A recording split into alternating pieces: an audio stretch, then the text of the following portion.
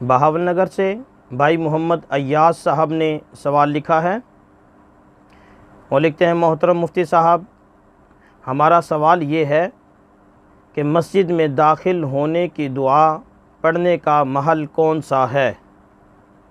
मस्जिद का main gate या मस्जिद में जहाँ से जूते उतार कर अंदर जाया जाता है? वजाहत फरमा दें। मोहम्मद अय्याज। जी मेरे मोहतरम भाई, मस्जिद में दाखिल होने की जो दुआ पढ़नी है वो उस जगह से पढ़नी है जिसको शरीयत ने मस्जिद करार दिया है।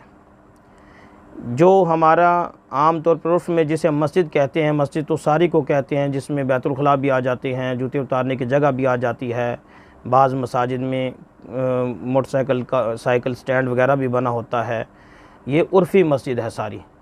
लेकिन शरई मस्जिद वो है जहाँ से मोतकिफ़ मस्जिद से नहीं निकल सकता, जिस हिस्से से जिस जगह से मोतकिफ़ नहीं निकल सकता वो शरई मस्जिद कहलाती है, जहाँ से आम तौर पर हम जूते उतार कर मस्जिद में दाखिल होते हैं।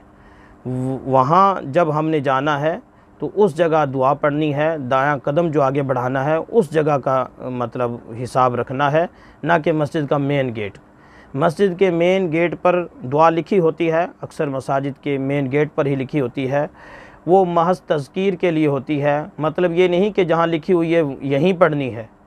वो एक याद दहानी के लिए होती है कि आप दुआ पढ़ लें, लेकिन पढ़ें कहाँ? जहाँ मस्जिद शरई शुरू होगी, जहाँ आप जूते उतार कर आगे जाएंगे, जिसे हम शरीयत में मस्जिद कहते हैं। उर्फ़ी मस्जिद में इस दुआ पढ़ने का कोई ताल्लुक़ नहीं है।